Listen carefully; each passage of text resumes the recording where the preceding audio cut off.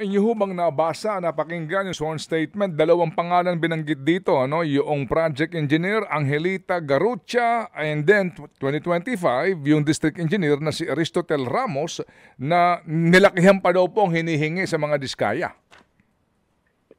Again, Manong Ted, kilala ko sila dahil sa totoo, taga DPWH po sila. Sila yung pinapatawag ko pag may issue.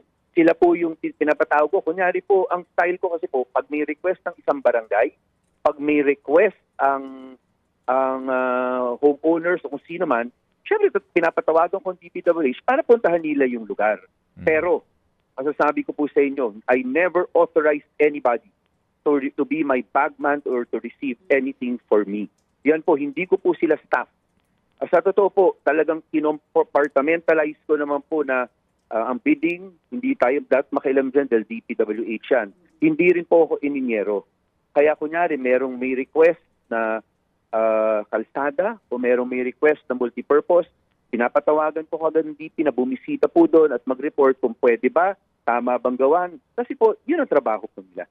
Opo. So ngayon po, ano ang balak niyong gawin dito po sa inihayag na ito ng mga diskaya under oath?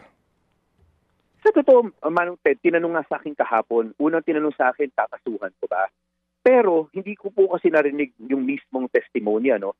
Kasi may committee hearing ako. Pagkatapos po ng committee hearing ko, sinabi sa akin ng staff ko na nag-submit ng affidavit na parang ako nga yung laging binabanggit. Pero nung tinanong ni Senator Marcoleta, nakakausap niyo ba si Congressman Romulo? Ang sagot nila, hindi.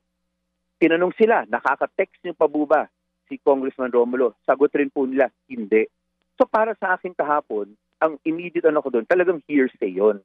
Sabi ko nga, hindi ko na i-dignify. Pero Manong Ted, sa totoo lang, meron kasi ako nababasa, paminsan-minsan po, na nabakita ko na yung mga title po, ng mga parang hinatulan na po kami. Pagamat hearsay yon, parang may nagsabi, mga sangkot. So today po talaga, pag-iisipan ko na talagang baka kailangan ko lang, hindi ko gusto i-dignify talaga po, pero baka kailangan ko lang i-file ng case kasi hindi naman po maganda yung mga nababasa kong titulo na gano'n. Kasi in a way po, it's unfair, di ba? Kasi hearsay naman po talaga.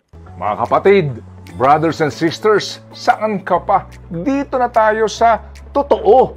Dito na tayo sa True FM. Mga kapatid, mag-subscribe and follow po kayo sa social media accounts ng True Network PH. Yan po kami. Hanapin nyo lang True Network PH, Facebook, Instagram, YouTube, TikTok, and podcast.